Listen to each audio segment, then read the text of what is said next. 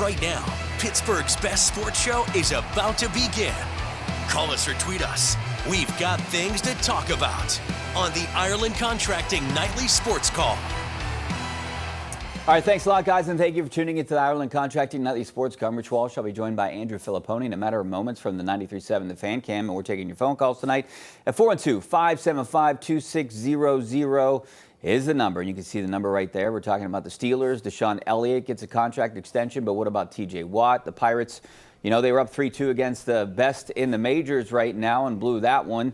Rough outing for, I would say, Carmen Majinski. Gave up a couple homers and ends up losing this one by the score of 7-3. So not a good display of your Pittsburgh Pirates out there. They lose 3 of 4 from Chicago, then just get, you know, not pretty out in Detroit. Things not looking good, but that's what we expected, Pony. I'm not too optimistic. I haven't been too optimistic since before the season with this Pirates team. Yeah, now 17-19 under Donnie Kelly, who went back to Detroit where he played most of his major league career. And, yeah, you saw the difference between a team that is hoping someday to be good, even though they're in year 6 of a rebuild, and a team that is actually really good and not just a flash in the pan like many thought they were when they got hot at the end of last year and made the playoffs. The Tigers have done it, and they're not a top-of-the-line teams in terms of spending, but they do have some big-ticket guys, plus they've drafted much better. They've made some shrewd moves. They've found some diamonds in the rough, and that's how you get to a point where you're atop the American League standings in a league with teams like the Yankees and Red Sox. So that's who this Pirates strive to be, a version of like the Tigers. They don't spend quite like the Tigers, but do it through a lot of homegrown players. Detroit has many, and the guys that the Pirates have drafted and even kept, the ones that they've re-signed, have really let them down. And that's why they're 29-46, 75 games into the season. You know, Pony, even if the Pirates spent like the Tigers, I don't think they would be as competitive. I don't know what it is. I don't know if they're cursed. They keep hiring the wrong people. I have no idea what's going on. I can't even put my finger on it because all we do is we just kick the can down the road, right? And all we keep saying is, hey, in a couple years, first it was, you know, 2025. Now it's going to be like 2027 or 28. Paul Skeens is going to be gone. You're going to miss the entire Paul Skeens window. Well, I mean, it's sickening to think that he would have a career here that was so productive, and for him, he would just be so out of this world good, and yet the team would not be able to help him whatsoever. And we've seen that this year. His ERA is under 2, and they're 7-8 in the games he starts. Then you've got Skubal for Detroit, who won last year's Cy Young and is probably going to win another one. And he's got a razor-thin ERA, and yet he's got an incredible record because of the way that the team hits around him in the bullpen is able to close out his game. So you're right. There doesn't seem to be a light at the end of the tunnel. I can't say that there's, other than Connor Griffin, I don't feel like there's reinforcements coming in the next few years that are going to make them better offensively. You've got Bubba Chandler, who seems to have hit a little bit of a wall at AAA and is struggling now in his last couple starts. So, yeah, it's an organization from top to bottom, Richie, that I think right now is in a state of disarray right now, and they don't really have a direction. This is not supposed to be rebuilding time. This is supposed to be winning time, and they're not anywhere close to that. All right, one team that is definitely not rebuilding is the Steelers. They want to win, and that's the reason they signed Aaron Rodgers. What are they going to do with T.J. Watt? I think that's a big question right now. They just got a deal done with Deshaun Elliott, a 2-year extension. And make sure you scan the QR code in the right-hand corner of the screen for our live poll question. Should T.J. Watt be paid more than Myles Garrett? I personally don't think so, and I know you and I talked about this the other day on your show. I don't know what you pay the guy. $40 million seems like a lot to pay T.J. Watt. I'm worried about injuries. I'm worried about health. He is maybe the most disruptive player, defensive player in the NFL. I think you need him around, but look, if the Steelers could entertain trying to trade him, I don't think it's not necessarily a bad thing. I would like him on the team here, especially this year, to see what you can do with Aaron Rodgers. But I don't know. I don't know if I could justify paying him $40 million a year. Well, they're 1-11 when he doesn't play. So if you trade him, even though you brought in a 41-year-old quarterback, you can lie to us and say you're trying to go for it this year. You're not.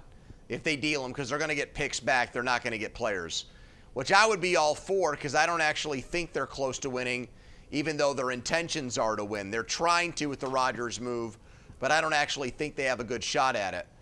I personally would not give him that money, but the question there is, should he be paid more than Myles Garrett? Of course he should, because he's a better player than Myles Garrett. So if I'm him and I see a peer who got a big payday and I'm better than that guy and I'm virtually the same age, I'm only a few months older, I'm going to want more money. At the very least, I'm going to want the same amount of money as that guy. So I think he's earned that.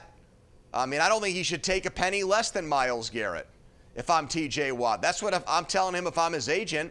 You've had a more productive career than Myles Garrett. Why should I take less money just because the Browns made a mistake or out of the goodness of my heart? No, you pay what the market says you're worth, and the market, in my opinion, says he's worth more than $14 million a year right now. All right, but I think it's more about years with him, right? I mean, you can't give him a 5-year contract, can you? At least it has to be. You have to be able to get out of it at the end, maybe the last two years. Well, yeah, I agree with that, but I think the hang-up here is going to be the guaranteed money. Myles Garrett got $123.5 million guaranteed. It's a 4-year deal. Okay, so it's not. So that to me is where it starts with TJ Watt. Now, you could try to play hardball with them all you want and say, all right, we're going to offer you this amount of money. What are you going to do? Play out the final year of your contract? Risk that we're going to franchise tag you? I guess if the Steelers wanted to, they could make it ugly with him. But I just don't see Watt. I don't see Watt breaking like he did last time around, charging into Art Rooney's office and saying, I'm sick of this. I'll take less to get the deal done. I don't see him caving this time, just based on the things his brother has said on McAfee's show. So I think the Steelers are either going to meet that asking price or things have a chance to get pretty ugly here. All right, we'll see you in the next couple months. Sorry, 412-575-2600 is the number. Back in a couple minutes.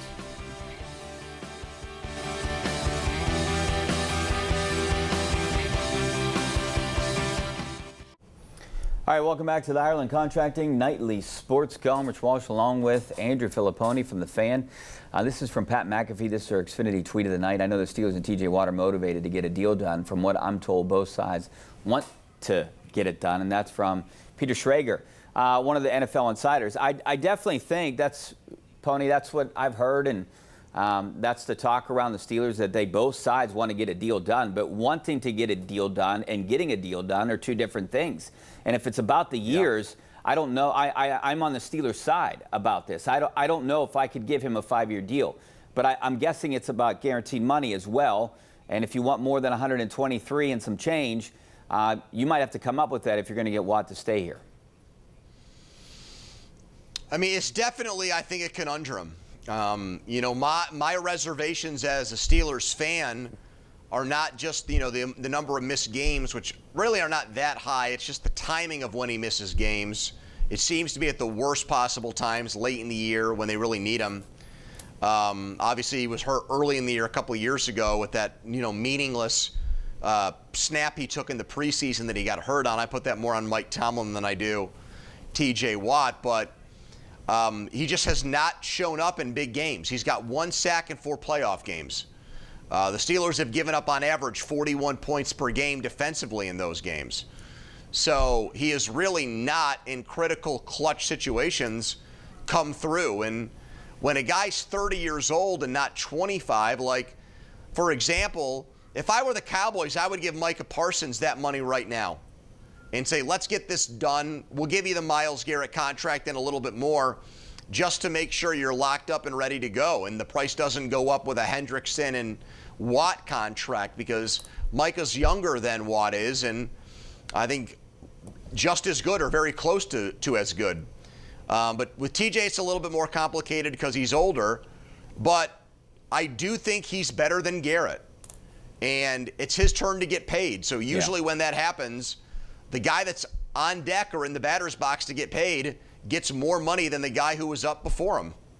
Not only was he missing in the playoffs, but he's been pretty invisible down the stretch, especially last year. Let's go out to Bert and Ross Traver. How you doing, Bert? Guys, thanks. Yeah, with T.J. Watt, I think it's a mistake to try to lock into him for long term as the centerpiece of their defense at this point in his career. If it's going to turn into a competition to who makes the most money, they should, let him play it out, and then, if they have to franchise him, fine. If not, get the picks for him. And the other thing is the Pacers. I think they missed a traveling call in the fourth game when it was 107-103, and when they didn't call that, I think that turned the series around, and that's going to cost the Pacers their shot at it. But with Halliburton out, I think it's pretty much over. Well, the one series that's going to be over here in a couple minutes is the Stanley Cup Final. It looks like Florida's going to wrap it up here tonight. They're up on Edmonton. Connor McDavid not winning the Stanley Cup this year. Richie, if it got to a point where the Steelers were like, no, we're not going to give you this money, so you're going to have to play, you're either going to have to take our contract or play on your current one, that is a scenario in which I could see T.J. Watt asking for a trade. I'm not predicting that's going to happen, but if it were to go the way that Bert just laid it out, no, we're not going to give you that money. You either take it or leave it. I could see him in that very specific situation saying, well, then I don't want to be here anymore. Because we've seen that move work. How many times lately in the Mike Tomlin era have guys said, yeah, I don't think I want to play here anymore, and he's granted their wish and gotten them to another team? Many times. Yeah, they keep saying they don't want to hold anyone hostage, so you would think that that would be a reason to maybe trade him. I don't think that did not happen with the George Pickens situation. I think they wanted George Pickens out, but I could see them wanting to keep T.J. Watt around. Obviously, he's the best player on defense. I mean, that's a really good question, Pony. I mean, do you think is there any chance that he would hold out? I don't think he would. He might demand a trade, but what if the Steelers say no? What, do you think he plays and he'll make the $21 million he's supposed to make this year? Yeah, I think I've thought about this a lot. I think initially I said I think he would stay away. I don't think he will. I think he'll show up for the start of training camp, even if he doesn't have a contract. And he'll look at that as extending an olive branch on his part. And he'll say, now that I'm here, hook it up for me and make it happen. I'm doing my part. You guys love me. The owner said I'm a one-helmet guy. Now honor your end of things. And I could see the Steelers eventually giving in that situation. I really could because of what Art said. And I do think that they love T.J. Watt. But his age and the money the Browns gave Myles Garrett has thrown a monkey wrench into all this. And that's why it's not such a black and white, easily done contract extension for the Steelers. What is a realistic contract? Would you do something like, I don't know, $170 million for 5 years and front load it and make him make the $41 million for 2 years, make $130 guaranteed, something like that, and then it just goes down in the last 2 years and maybe the Steelers can get out of it in year 4 or 5? You're asking me what I would do? Yeah. I'm asking you, first of all, what would you do and what is a realistic number that you think would get him to sign? It has to be more than 125 guaranteed, right? I know. I think so. I mean, if I were in charge, I would be calling the Lions and the Patriots and some of these other teams and saying, what would you give me for T.J. Watt?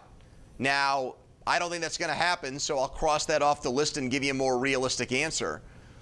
I would try to sign him for somewhere around, let's say, $35 million a year. And I would give him, probably $105 to $110 million guaranteed. That's what I would offer.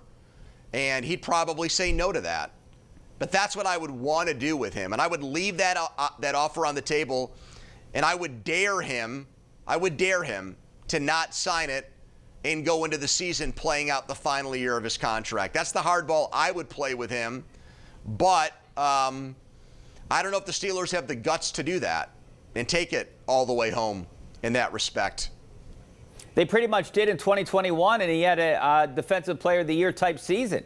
They signed him on the Thursday before his first game. But he gave in that time, and You don't think he'll go above his agent and give in again this time if they're close? If it's like a matter of just a couple $100,000 or something like that, he might. But I just think in his mind, he feels like he's done the Steelers a favor before. He made a sacrifice for them before, and he's unwilling to do it again. And that's based on three things. That's based on the silly Instagram post. That's based on what his brother has said on McAfee. And that's based on him not being there for minicamp. Yeah. If he thought they were close and he thought this was going to get resolved easily, I don't think any of those three things that I just laid out happen. John out in Cranberry. How you doing, John? Hey, Rich and Andrew. Thanks for taking my call. No problem. Yeah, Florida just repeated as the Stanley Cup champs, and so the official offseason for the NHL begins. So I wanted to talk quick about the Penguins.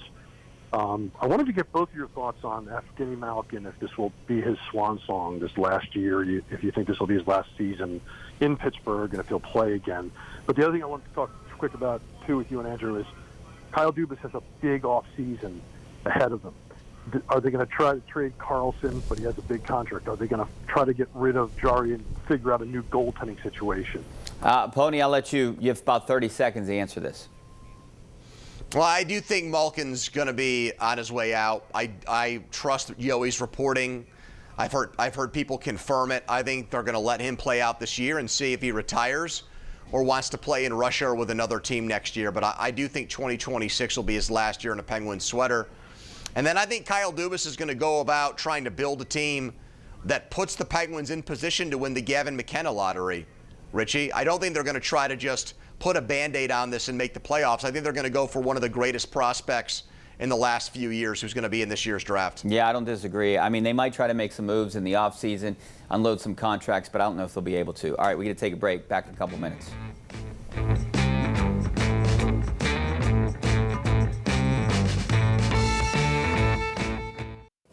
All right, welcome back to the Ireland Contracting Nightly Sports Call. Now it's time to turn things over to Ken Rice to find out what's coming up on KDKA News at 11. Ken? Rich, more heavy rains just doused parts of Pennsylvania, filling basements with floodwaters. Plus, parishioners outraged about the sudden departure of their priest. And the NFL welcomes Pittsburgh area businesses to its 2026 Draft Source program. All coming up right here at 11. All right, thanks a lot, Ken. See you in a couple minutes. We have about 30 seconds. Pony, you have anything planned for the rest of the week? I know I'm going to try to golf as long as Ray gives us a good forecast and gets this rain out of here. And try to emulate and copy that 64-foot putt, Richie. See if you can go out there and make one for yourself. I know I have chances as a 64-foot putt. I don't know if I'm going to make it. Hey, thanks a lot, Pony. We'll see you next week. Hopefully we see you guys Rich. over at KDK News right now.